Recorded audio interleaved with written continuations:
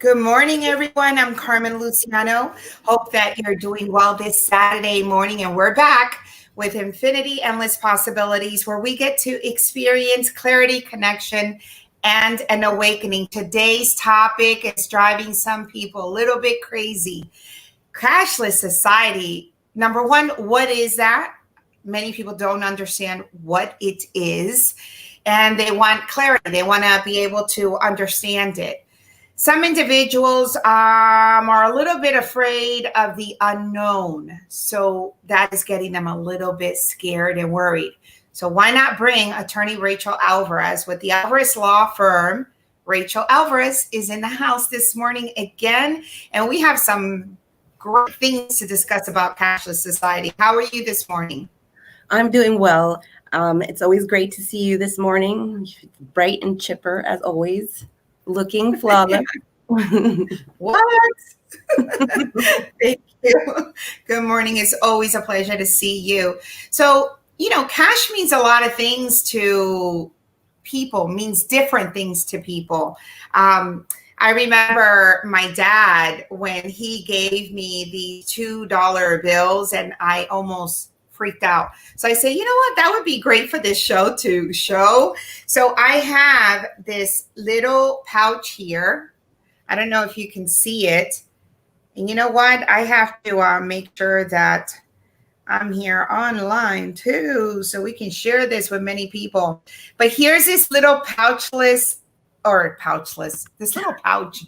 It's called Mini Soft Pens with it was Hello Kitty. I don't even know if this still exists. Okay, not sure if this still exists, but I remember when my dad gave me these $2 bills, and I went crazy. I thought that was the most coolest thing in the world to have $2 bills.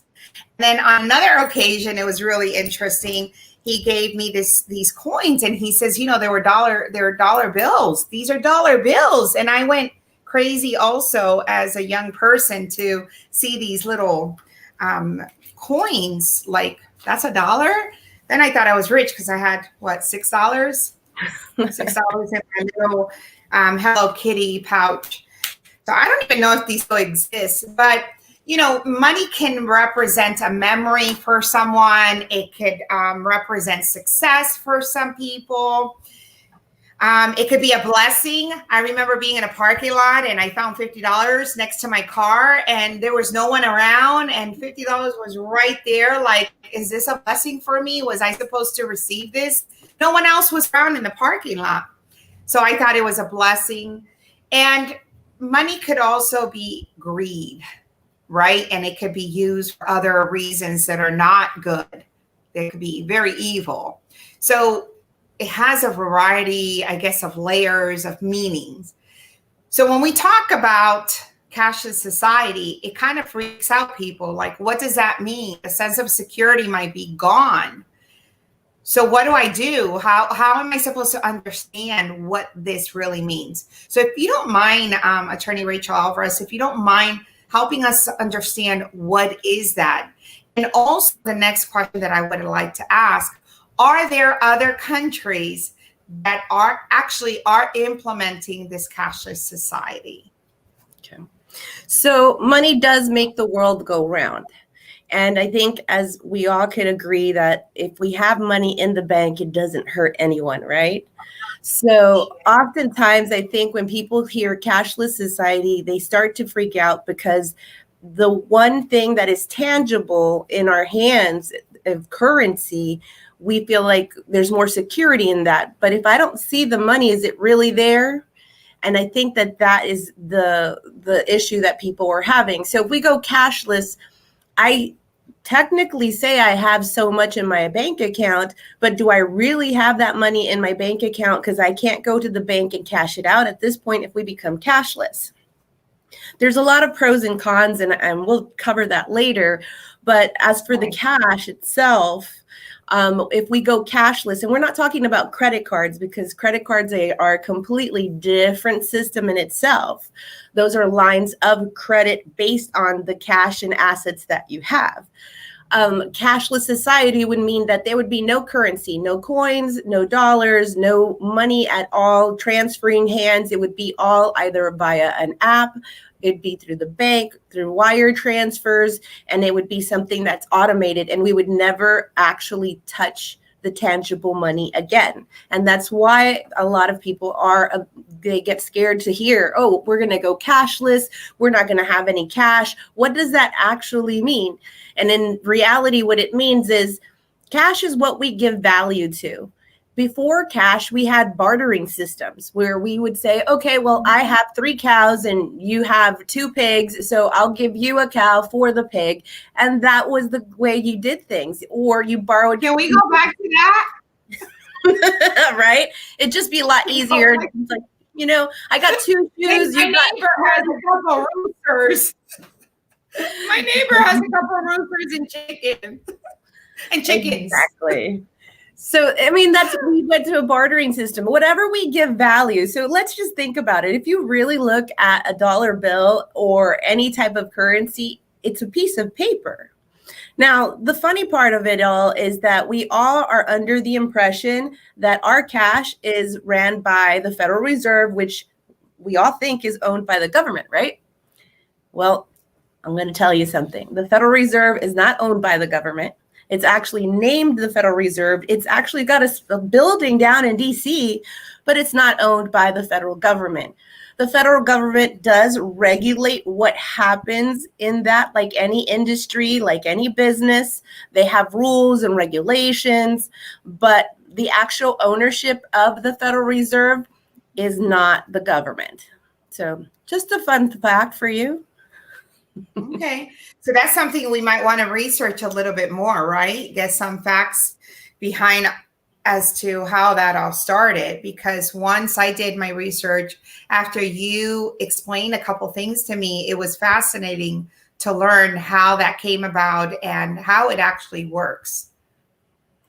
Yeah, I just feel like the more education and the more information we find, and you have to look through various sources. I looked through documentaries, I looked through the internet. There's actually a lot of conflicting information on the internet, but all of you have to really look at is looking at the paper trail. We can't just assume just because we read one article, it's accurate. There are multiple resources, but I feel that one thing becomes the underlying factor. When you research and there are common denominators, meaning the facts continue to remain the same throughout your research, then you start understanding, oh, okay, so that has to have some validity. It has to be true if several accounts, even with opposing views, will have the same understanding and basis of it.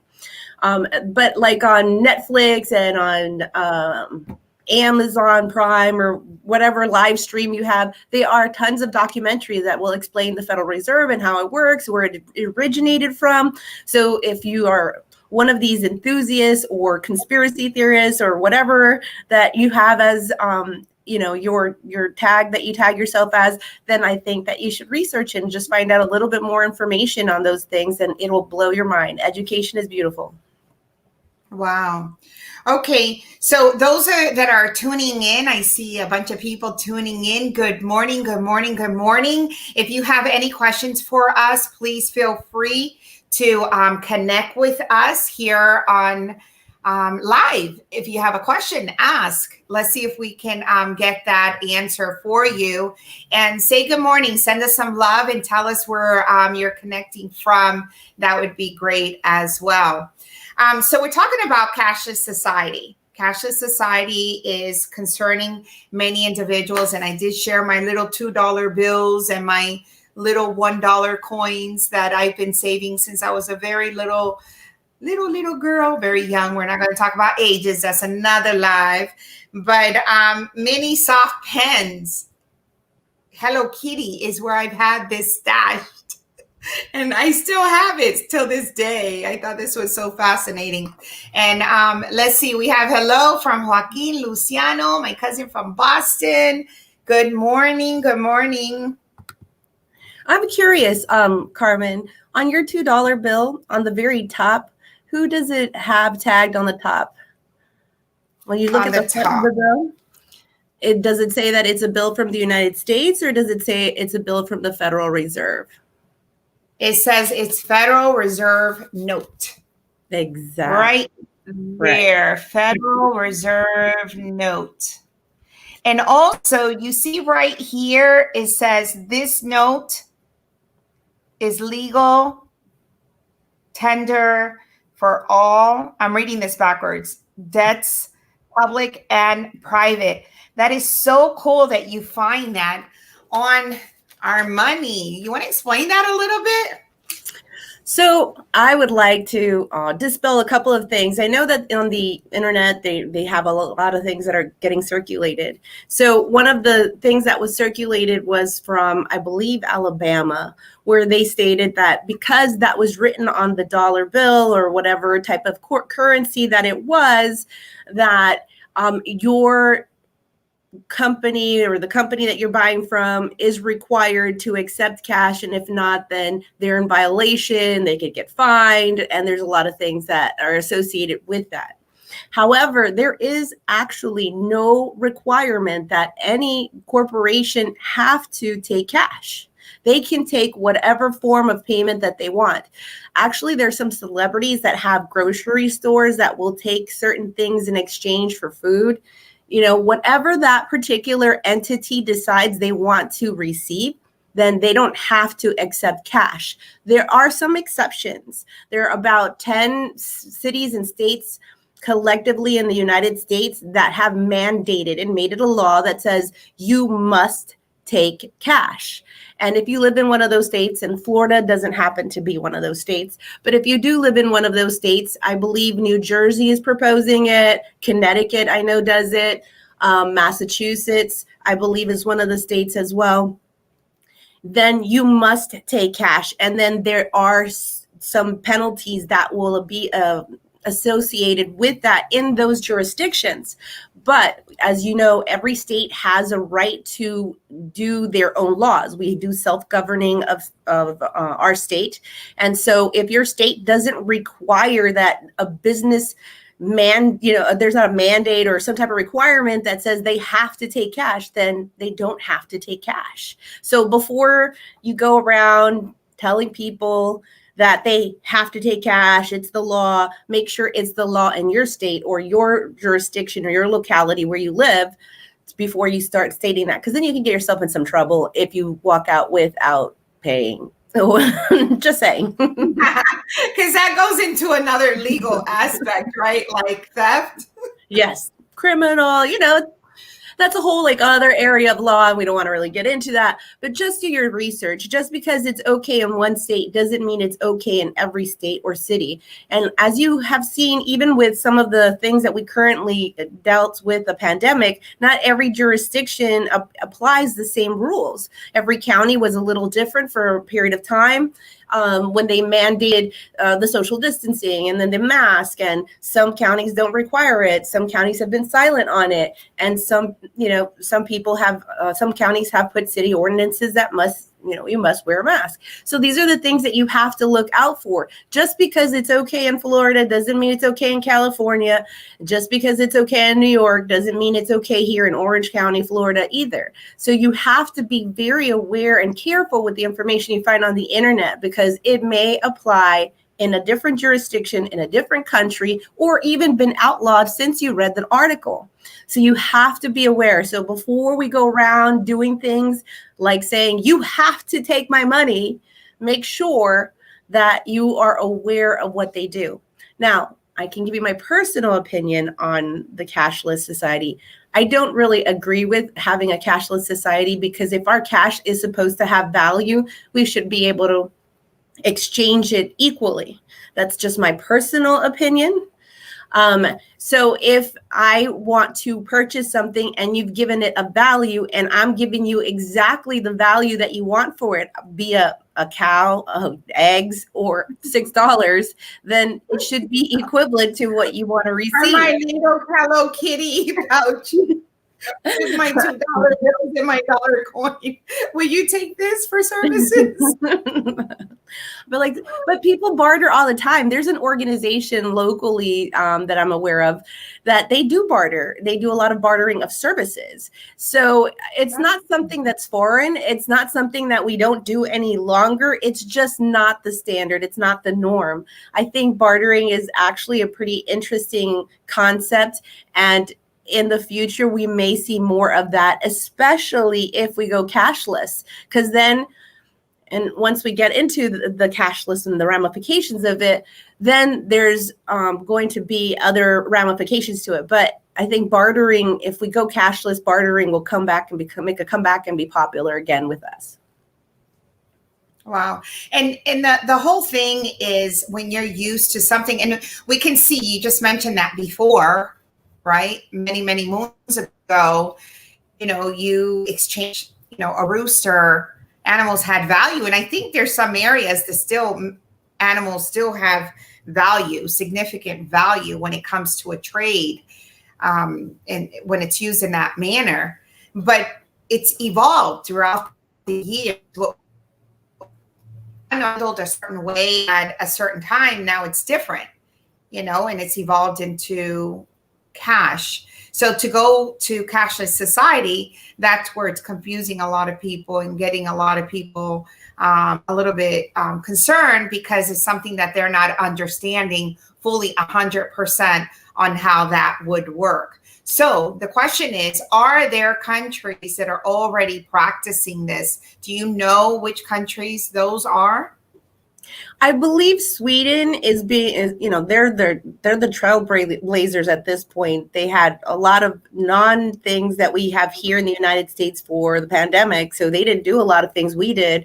And they had one of the lowest infection rates. But I mean, they're a small nation. We're a large nation. But they're going into the cashless society as well. And I think that incrementally we're doing that ourselves. I mean, we have a lot of apps, like you have Cash App, you have PayPal. We never see the exchange of money. We just assume that they say we have a certain dollar amount in this bank account or this account somewhere, and then that we can use it to buy other goods, right? There's a lot of websites out there as well that you can sell your items, and instead of getting cash, you get credit, and then you can buy other items. So it's equivalent to the same thing. You're getting something value. So we're going into that. We also have, where you can pay with your phone. You can pay with your, just by swiping your Apple Watch, I believe. The Google does the same thing. I mean, all these companies are getting on board with doing this cashless. And now, I mean, who's not guilty of this? You go onto Amazon and you click, shopping cart, buy, and it shows up to your door. But you know that the money is going to come from somewhere, but at the same time, you never actually exchange money. So there's benefits to having these resources, but there's also detrimental things that happen to people that don't have credit, that don't have that capacity of constantly having cash in their account. There's a lot of drawback to it. I mean, there's more control because now they know who has money, who doesn't have money. You can no longer save your money. I know there's people that they'll save their money in their wall or in a safe or something. That money is not going to have any value, because if we go cashless, then guess what? Nobody will be able to receive it. It'll be like underground type of transactions that will have to go down. So I think that there's a drawback to that. There's also a drawback to people who are homeless and are living off of charitable donations. Like, what do you do when somebody? Right. Those are the pros and cons that we're going to get into in a second. So you mentioned Sweden. Okay. And this article, Core Cashless, written by Brian Johnson, is very simple. It's to the point. It talks about the top 3 countries that are cashless, or they're implementing the cashless society. So you mentioned Sweden. Sweden is number 1. 85% of the country has access to online banking, and 2% of the country's transactions consist of cash. And then we have China. China has a vast cashless market which is dominated by WeChat Pay. That's what they use, or Alipay. So that's what they actually use, or scanning the QR codes on their phones to pay for things. Then United Kingdom is number 3. It says United Kingdom credit cards, online payments, and countless payments have largely replaced cash replacements. Okay, so MasterCard has found a 97% increase in countless payments across all Europe. You see? So those are the top 3 that actually are implementing it more. And there are some things, like you mentioned, in the United States that are taking place, that is happening, but there could be some kind of barriers that may prevent the United States to go 100% yet. And I think that's what is on the table, that's being discussed. Things that we're not privileged to, that we may not be aware of, because we don't know everything. We just know what's being shared with us, and what, the government and everyone, wants us to know and understand. So little by little, we'll start receiving more information. If you're online and you're connected, what are your thoughts? What do you think about this cashless society? Feel free to share. And if you have some concerns, feel free to share that too. What is going on today? I think I'm just thirsty. Here's a fun fact for you. China was, I think, the first nation that started with paper money. So it's interesting that they weren't the first to go cashless, but they're one of the first to go cashless. So China. That's just a fun fact. They started using paper money, and so I just find that a little ironic, but just food for thought. So we can understand all this better. Okay, so the cashless society, there's no cash, right? There's none of these. All right, these little, the $2 bills don't even exist anymore. The coin, yeah, they're gone. They're gone. These are gone. Okay, so you're working. You get paid, right? How does that whole thing work? So it's kind of like direct deposit. You get a direct deposit. Now, you see, this is the fun part of it all. Once we go cashless, and if that's even something, and I mean, I think it's the trend, it's where everybody's really wanting us to go, because they're making it more about convenience, because that's what they sell us a lot of. I have my own theories, but we won't get into that. But they make it more convenient for you so that you don't have to deal. They're going to say, well, you don't even have to go to the bank. We direct deposit it into your bank account, right? Okay, great. I don't have to make that trip. Well, then, of course, the banks are like, well, why don't you just take a picture of the check and then we can do that.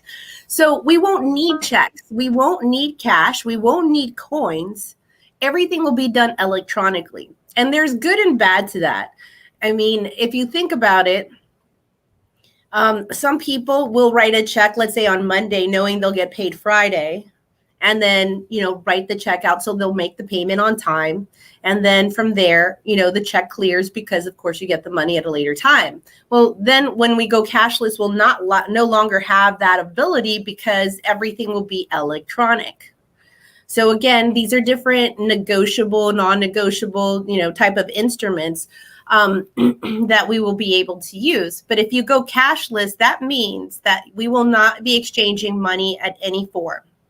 You'll go to the store, and I think even there was a store, because a lot of things have happened since in Seattle, where Amazon had they had tried to, you go into the store, and then whatever you picked up, your phone automatically went ahead and billed it against your credit card or your bank account, whatever you had it set up, and you can walk out the store without even having to go through the cashier. That sounds great, right? Like, oh, well, I just pick up and go.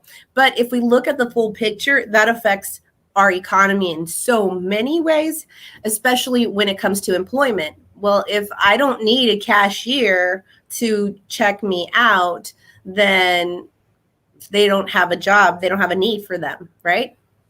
At the end of the day, we start looking at, when we have more convenience, there are less job opportunities for people out there.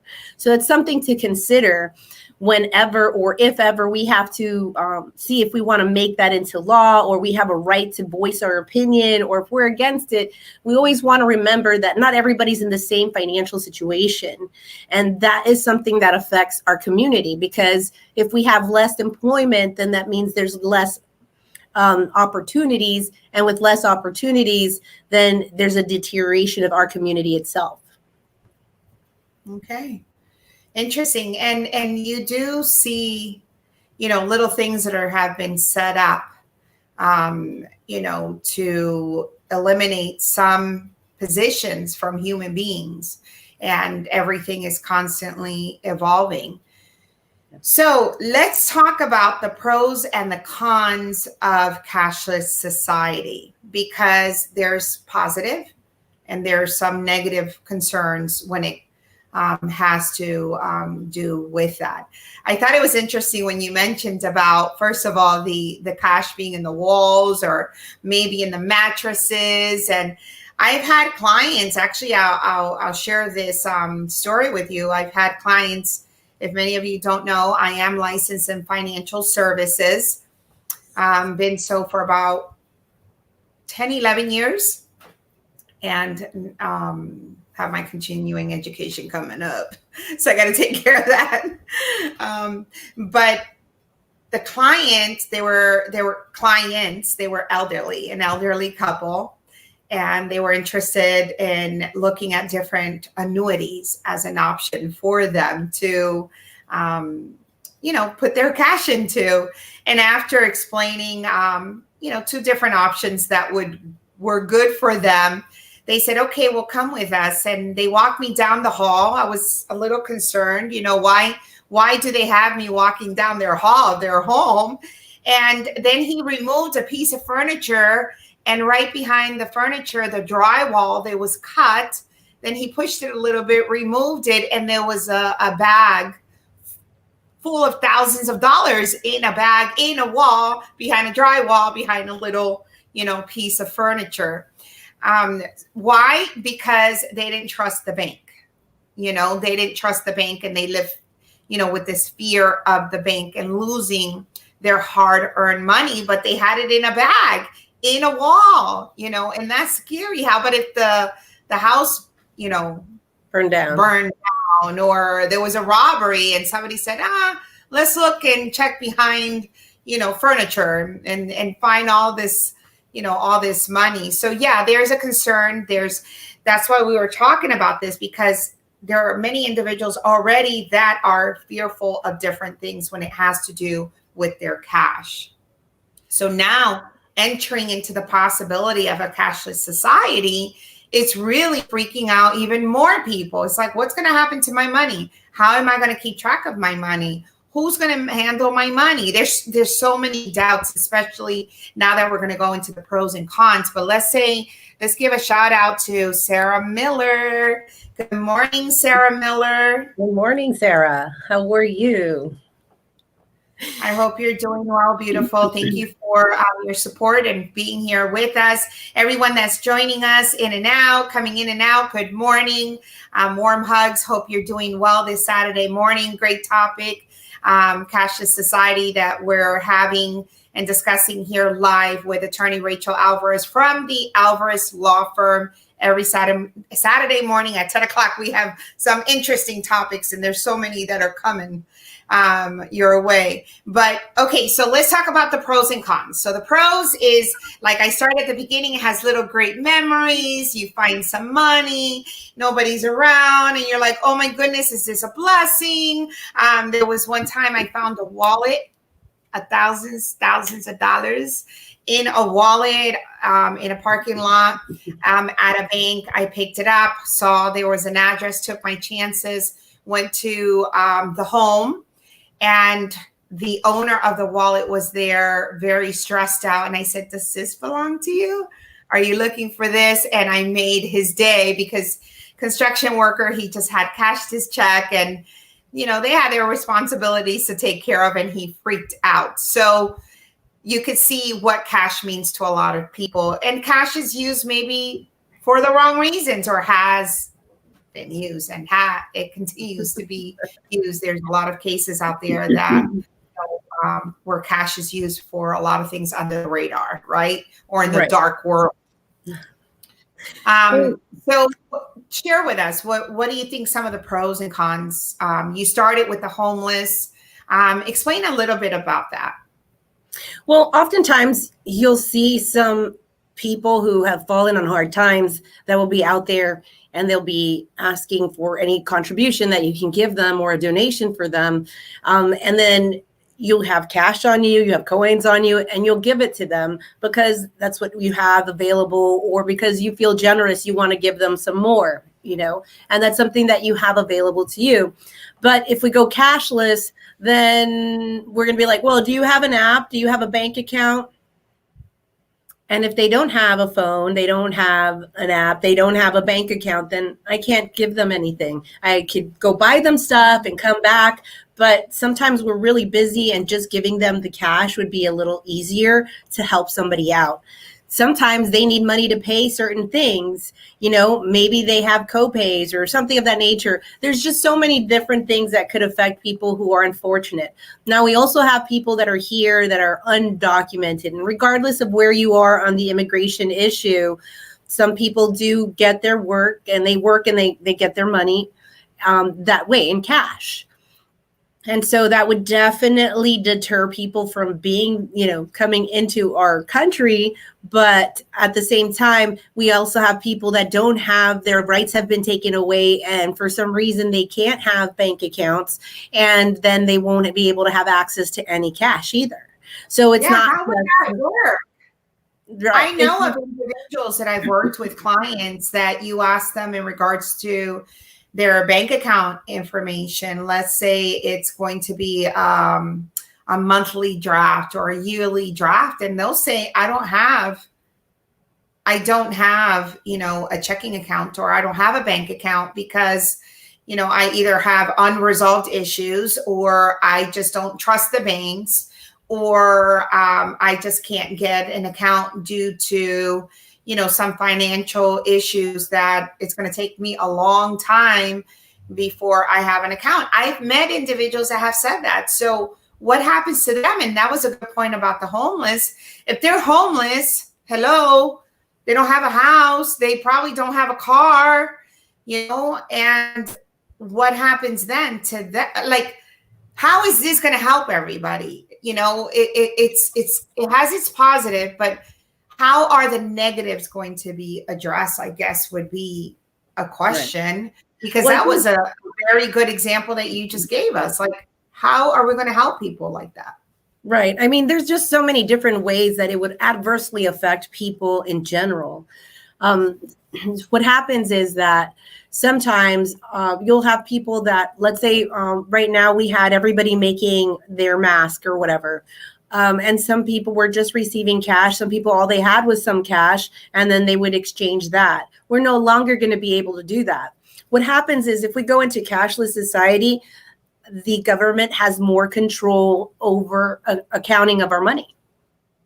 They'll be able to go in there and take our, let me just go into how this works. If we have no cash at all and everything's electronic, if somebody hacks into your account, they can freeze everything, your lines of credit, anything that you have available, your savings, every single thing that is tied to that account will be frozen. Even if it's a fake or a fraudulent type of transaction, or it was something inadvertently done. Because I know I put in my PIN number wrong 14 times sometimes, and then they're like, okay, you're frozen your account and we can't do anything. Well, once that happens, they'll have access to just shut you down financially. And then if it's the weekend, guess what? You're not going to have anybody to call. You're going to be cashless the whole weekend. And if you need it for an emergency, then what happens at that point? So these are things that we have to look at, because, yeah, it is convenient and it's great, but they also have the right to come and freeze your account, seize the accounts. It'll be a lot easier for the IRS to come on in and just say, oh, well, we already know what you got in there. So we'll just go after that and take it out of your account. Or if you make a payment arrangement with someone, or, I mean, some people, they play with their money is what I call it. It's like, okay, well, I'll pay one bill late and then I won't pay the other bill. So we won't have that flexibility with the money. We won't have our whole control that we have over the money. And they'll also be able to document where you're spending your money, where you're going with your money, who you're giving your money to, and they'll be able to track all of your moves. So that's something that I know there's some people that will go ahead and argue, well, they already know that with your phone. I can at any point in time get rid of my phone. I could ditch it, trash it, run it over, and then I can go AWOL. Like, you won't be able to find me. But if I run everything off of the Cashless Society, wherever I go, they'll be able to track me wherever I am. So these are things that we have to consider. It's not just as simple as being convenient. There are certain privacy issues that come along with it that would be violated, in my opinion. It's violation because now you know everything I do with my money. Sometimes what if I have cash and I want to do something different with my cash, or I want to give it to someone who is going through a hard time? Now they have a right to account for the contribution. So they're taxing that money. And some people just don't have the resources that other people have. So it's just interesting. Like, so what if I want to go ahead and give you a donation and I want to be anonymous? I don't want anybody to know who I'm giving my money to because I just want to be generous. I don't want any gratitude, like I don't want to videotape myself doing it. I don't want any accolades of any sort. I just want to be generous without being identified. It's going to become increasingly more difficult. So these are things that, in my opinion, they would bother me because they restrict my rights to doing certain things. And that's why I feel like if we do go cashless, bartering's probably going to be something we'll see more of, because people are not going to want to have all of that control given to other entities, especially the Federal Reserve, which is not owned by the government. And another disadvantage that I did research is our elderly group. They're not accustomed to the technology. So what is going to be in place to help them, especially if they don't have any adult children or they don't have family to assist them? It's going to be very difficult for them as well. I'm sure, just like with everything else, things are thought out. People are calling me like live and Facebook live. FaceTime and everything. I'm live right now, peeps. I love you. But if you see me here, I'm here. It's live. This is actually live. It's not pre-recorded. Yeah. If you call me and I'm not picking up, I'm right here. Yeah, you know where to find me. You can connect here and say hello to me this morning. And I send you warm hugs.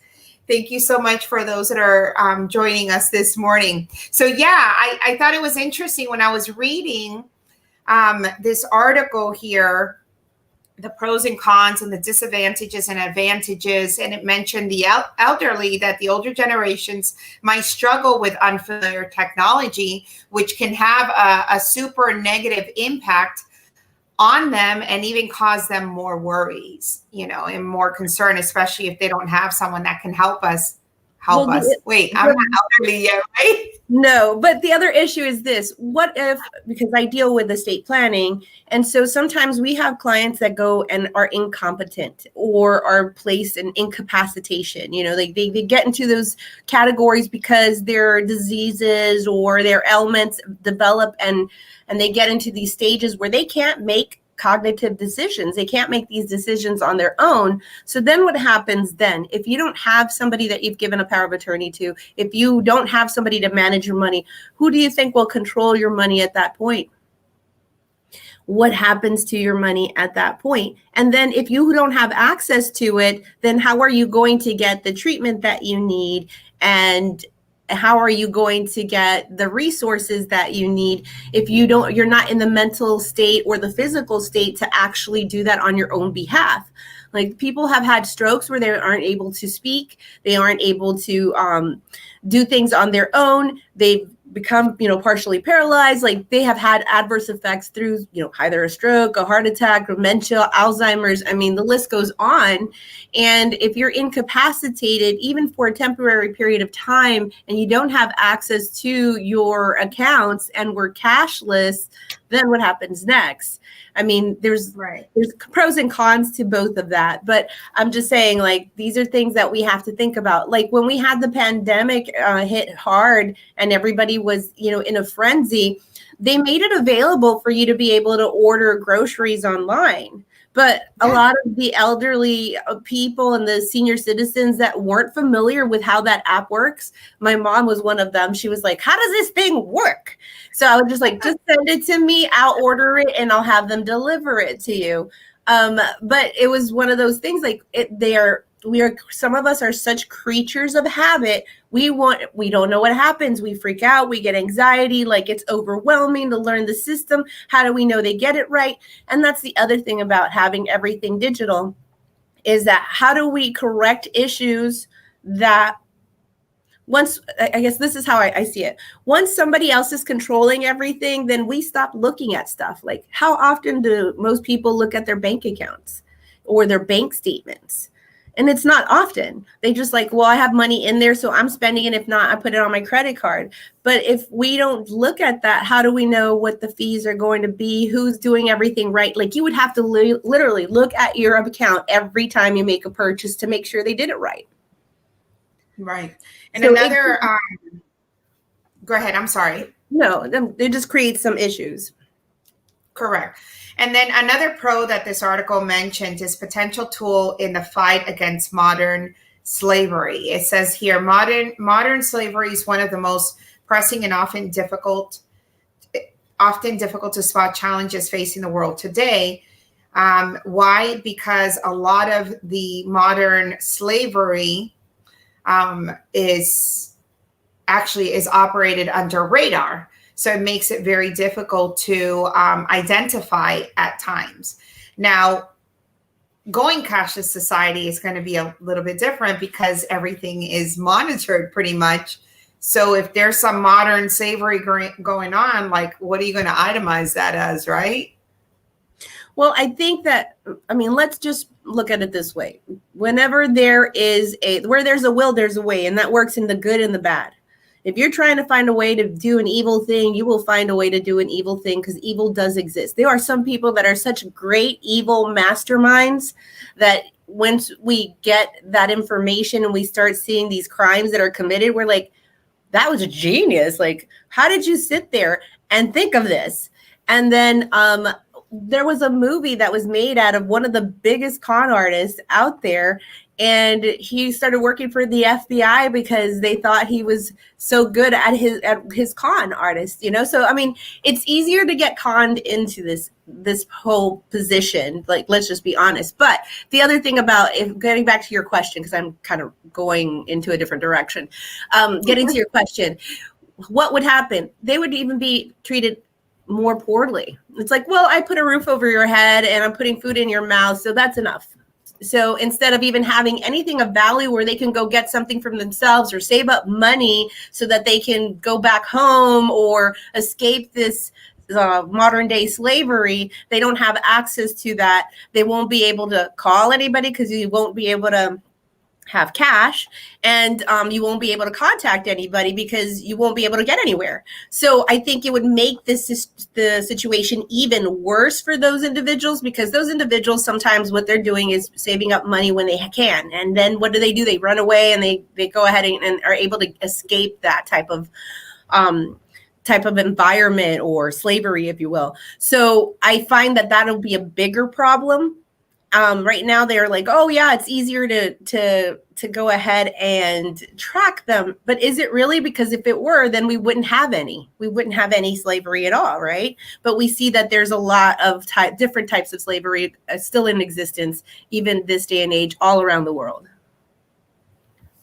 Exactly. Let's see what else I have here. Also, one of the cons is that should this take place, then we have to even more so rely on technology and the internet. Now, will everybody be in a position to have the internet and have the latest technology? There are individuals that are elderly and their phones are limited. They're limited to certain access. So, it could be a negative in that area as well. Will people afford the internet? Because internet is getting a little pricey, just to have it, have your Wi-Fi at home. It's like, what? How did that increase so much? Based on what? We Go ahead. So we ran into that issue now with the pandemic and people having to do school online, and they couldn't afford it. So it's like, what do you do to those children? Do you punish them because their parents can't afford the luxury of having the internet? Because it is a luxury. I mean, it's almost $100 to have the internet. It's like 60, 50, whatever. But that could be, instead of putting the internet, I'm putting food on the table for my children. So what happens at that point if we don't have access to the online, we don't have access to the phones or the apps that are available, then what? And then that becomes just, we are starting to see what this will do to our society as a whole. And then what we have to also remember is the moment we start looking towards government giving us the solutions to everything, the more control we're handing them over. And don't get me wrong, I'm not anti-government by any means. Because, of course, I live by, my job is to enforce the laws of the state of Florida, to enforce the rights of my clients that we have under the Florida law. So I completely and totally agree with being law abiding. But I also feel that the less control that they have, we have more freedom that way. But the more control you hand over to everybody. Yeah, anything done in extreme is not healthy. But we need to have the laws. We need to have the Florida statutes or the statutes of every state. I mean, we have to have these rules in order to maintain control. That's why, governments are established with the idea that it's always looking out for our best interest. Okay.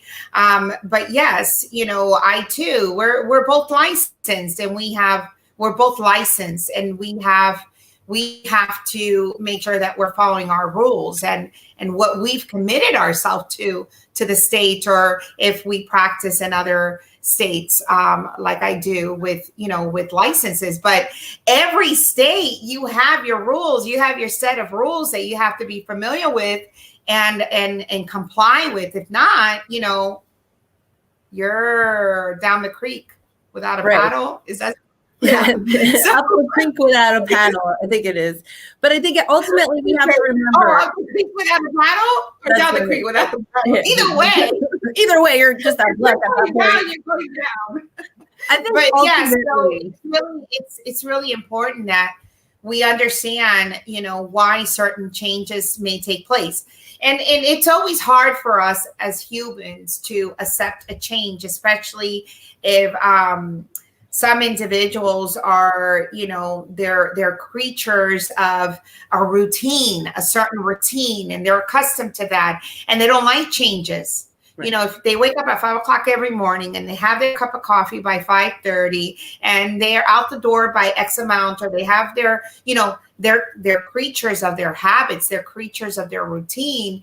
And to break it up, it's going to freak out a lot of people. It's freaking out some people right now. It's disturbing. They're not understanding. And, so that's why we wanted to do this Cashless Society live, to bring some clarity, to bring some understanding.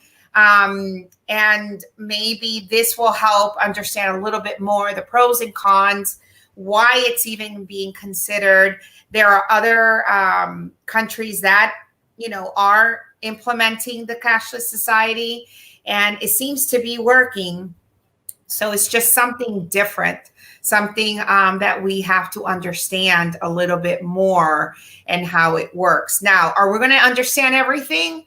All the little nooks and crannies of it? Probably not, because there's a lot of things we don't understand, but we can try to do our best to become a little bit more familiar with it. And we did discuss the pros and cons that, can impact people in a negative or positive way. What were you going to share? The other thing I think that we have to take into consideration is the size and the type of economies that these cashless societies are actually working in, because Sweden is about this big compared to the United States. And we always have to put that into perspective, because we are this large entity. It's like a mom and pop shop trying to go against a large a large corporation that's nationwide, global. Like, you can't have the same rules and regulations, because there's not a competition. So just because it works in one nation doesn't mean it will work for us, because we're such a large nation. We have self-governing rules here in the United States, where every state, that's why we have elected officials. And that's why we have an opportunity when we go vote to find out what the legislation is and put it into law, and who actually executes those things. And that's another thing that I want to make you aware of, is that this cashless society thing is not going to happen overnight. It's incrementally. So we have to be very careful when there's trying to pass certain laws and regulations and rules in our county, in our jurisdiction, in our state, to be aware of what we're giving them the authority to do and voice our opinions. It's always important to know what's on the table. What are the House bills that are on the table? Who's going to vote for this? Do I have an opportunity to object and voice my opinion? How is this going to affect me? And how is this going to affect my family and my business and my community? Because some communities live off of bartering. Some communities live off of, the mom and pop shops. And how is that going to affect them? Every time you do a transaction with a credit card or a debit card, there is a fee associated with doing that. So it becomes more costly at that end. So there's a lot of things that people have to take into consideration. But one thing I really do want to highlight, like 1,000,001 times, is that please, if you're really interested in this, either way, if you're interested in going all for cashless, or if you're going all against cashless society, look at what the proposed laws are and vote accordingly. And if you want to object to it, use your right to do so. That's what we do. A lot of us sit silent and we don't say anything. We just say, well, that's really not my place. I don't have a voice. Yeah, you do have a voice. You do have an opportunity. And that's why we do these lives, to educate, to tell people, look, these are our cons, the pros. I'm not telling you which way to go on it. I'm not telling you which way that you should consider that it's a good thing, it's a bad thing. I'm just giving you the facts and what to think about. And if you want to do your own research, I encourage that. But also be very aware of what your local entities are doing, your locality, your municipality, your state, your, whatever governing body that you're in. Find out what they're doing. And if you oppose to it or encourage it, voice your opinion, vote accordingly, and also do your research. Make sure that you understand what they're doing. I see a lot of people that they're like, well, yeah, I was against it. Well, did you vote? No. Did you go into the town hall meeting that they had and object and voice your opinion? Did you go before the board and say something? Did you let your voice be heard? And oftentimes I hear, no, well, that's not really my place. Well, if you don't speak, your voice will never be heard. So let us make that something that's very clear for everyone. I'm not telling you which way to go on it, but I'm just telling you, be aware of the laws that are in place, do your research, take a position, and stand for it. Exactly. Good morning, Jolie. Hope you're doing well. She mentioned great subject. Thank you for this valuable information. People are blowing up my phone this morning. Just got more calls. Good morning, everybody. I'll get to you as soon as I can get to you. Thank you for the love that I'm receiving this morning. Yes, this is a valuable information. Thank you for your comment, Jolie. Absolutely, it is valuable information. We need to discuss things that we're not too sure of. It's important to have these topics, these conversations. Why? Because it's okay to do the research. It's okay to have that understanding. It's okay to do a little bit of reading. It's okay to know where you stand, and it's okay to have a different opinion. And you know what? Yeah. This is one thing I think about opinions. I know everybody's like, oh, everybody has one. Yes. But you know what? We all walk in different shoes. So just because one law is good for you does not make it necessarily good for me. I've seen a lot of laws that are out there that should not have been passed, or it does not help the great majority, but nobody voiced their opinion. Nobody actually paid any attention, and people devalued their own value. As a community, collectively, we make a difference. We can make a voice. And, you know, we can't sit here and complain if we do nothing about it. Then let's do something about it. Let's get together. Let's congregate. Let's discuss the pros and cons. Let me educate myself in what it is and what I need to know about this and how this is going to affect me. A lot of times people think, oh, it's convenient. Let's do it. Okay, I'm done. But it's like, okay, just because it's convenient doesn't mean that that whole domino effect won't affect other people and essentially your entire community. So we have to think about those things. Exactly. Just like what we just considered, the pros and cons. And how is it that Rachel and I came up with these pros and cons? Well, because we took the time to research. We're a little bit nerdy that way. And I think that's why we get along so well, because we started digging in deep. I mean, like we were joking around and we said, wow, this is going to be a really long live because there's so much information on Cashless Society. There's like this long history of information. And the more we learned about it, the more we were researching. This is how we were. We had that look like, this is how cash came about, and you know, how it works and who controls it and who it belongs to, and you know, the facts about it. So take the time to do research. And yes, I will reiterate, we do have a voice, but we can't have a voice if we don't understand what we're talking about. So let's take the time to do a little bit of research, get familiar with an understanding, and then that way you'll be able to deliver. You'll be able to voice, you know, your concerns. So this Cashless Society has its bonuses. It has its pros. It has its cons also. How can it affect other people? And thank you very much, Rachel, for saying that. Everybody's at a different level. Everybody's at a different place in their lives. If we're, you know, at a great level, doesn't mean that other people are in that position, you know, and that they're going to be okay. So there's so many things that need to be considered before a decision is made. But no one's going to really know if we don't voice it, if we don't share it. So use your voice, use your voice. I always say, let's take our life lessons and use our voice to deliver, you know, because it's very powerful. Let's see one more comment here before we start closing up this live. People don't realize that they have a voice. Thank you for that encouragement. You're very welcome.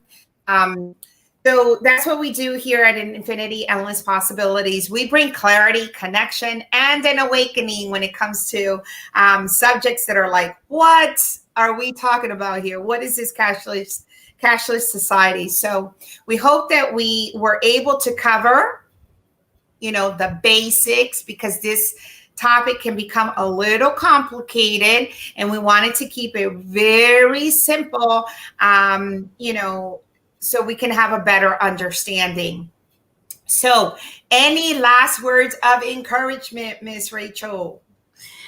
I want to just make sure that people know, yes, your voice can be heard. Educate yourself. Know why you believe what you believe. Not because you heard it on Facebook, not because you heard it on the media, not because your friend told you, but because you did your research and it actually agrees with your core belief system.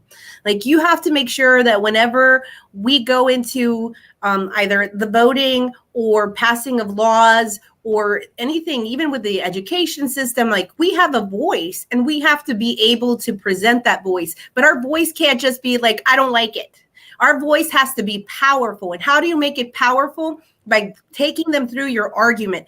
This doesn't make sense to me because of, or this will affect us because of, and they know that you have made your research, that they can't easily pull the wool over your eyes, that you can't easily just be discouraged, that you truly are convicted in what you're saying. And these things are so important, especially what's going on with all types of things that we have seen with this pandemic. So much has happened. We have to be aware, we have to be alert, and we have to do our research. Let's not just let a political party or belief system that we don't even really know about allow us to make that opinion. Let us do our research. Let's find out what we truly believe, because sometimes you'll have an awakening of something like, oh, I didn't really know that. Like when I started researching about the Federal Reserve System, let me just tell you, mind blown. I could not believe that this whole time I had been unaware of these things. I deal a lot with finances. And when I found this information, I decided, okay, I have a different opinion and a different way of thinking. And now that core belief system in itself helps me and applies it in life. And believe me, I will voice my opinion when it comes to it. Right. So thank you very much for being here, Attorney Rachel Alvarez with the Alvarez Law Firm. If anybody needs to reach out to you, for any questions when it comes to legal advice, what is the best way, or which ways are the best ways to reach out to you? So you can reach our office at 407-970-2954. And that's our phone number. Again, 407-970-2954. Or you can email me directly at rma@rachelalvarez.com. Thank you so much. Hope you enjoyed our topic for this morning here, Saturday morning, with the law, Cashless Society, and understanding a little bit more about our system. We love you. Muchos besitos. That means lots of kisses, warm hugs. Please continue to, show self-love, care for yourself. And don't forget to love one another. I'm sorry? Don't forget to love one another. Yeah, be courteous to one another, loving. Don't take advantage of people. Something that's really, really, and I want to leave you with this, that's really, really bothering me and disturbing me, is when people take advantage of other people or use them for self-gain. I've always had an issue with that, and I'm very observant when it comes to that. So don't use one another. It's just a lack of love, lack of respect, lack of consideration. Really value one another, show each other respect. It's very simple, respect. The way you want to be treated, make an effort to treat other people that way. I understand we're all imperfect. We have our flaws. We have our challenges. We're all different. We are all at different levels when it comes to, our thoughts. And that's why we work on it on a daily basis, right? So please show love and consideration, respect for one another, because the worst thing that anyone can do is jeopardize that trust. Because once that trust has been jeopardized, it just leaves a bad taste, a really bad taste. And you rethink about, why is this person in my life, or why are they even connected with me? So with that said, we love you.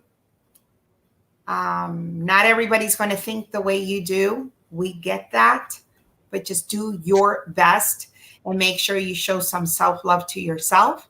Keep reevaluating yourself, keep growing, keep doing research so we can be a little bit on top of the game, even though I always think on top of the game, we're limited because we think we know everything, and we're always learning. We're always learning, always learning. We think, oh, I got this, and I have all the information, and all of a sudden you do a little bit of extra research and like, what? When did this happen? When did this change? Or when did what? This was centuries ago, and I'm just learning about it now. So just be studious and, show compassion, please. People are taking the current situation a little bit extreme to the extreme, and we don't want to contribute to that. What we wanted to contribute to is peace, love, respect, and really showing value towards one another. Do we have to release individuals from our lives at times? Yes, we do. Until they're in a better position or they take responsibility for, their unhealthy or toxic ways. We have to do that, because if not, we can lose ourselves. So once again, we love you. We care about you. We always try to leave something motivational at the end, Attorney Rachel Alvarez and myself, because we also believe that does contribute to our society, to make sure that we are motivated and we're reminded on a daily basis of what is important. So we hope you liked our live, and stay tuned till next Saturday. We have another interesting topic, so you'll be seeing my flyer soon. And if you have any questions or you have any topics that you feel that you need a little bit more clarity or would be great for our community, please feel free to reach out to me. Don't forget to share this. You never know who may need this information and would find it valuable and could actually help them be at ease. We want people to be a little bit more calmer. People are really stressing out, and many people are freaking out about different things as well. So write to me, send me through Messenger, or you can call me directly at 407-350-6650, 407-350-6650, with any topics or any questions that you may have, so we can go ahead and discuss it openly. We're here. We want to create this live to be a safe live, one where we can discuss our thoughts, our opinions, and really share that love and motivate one another.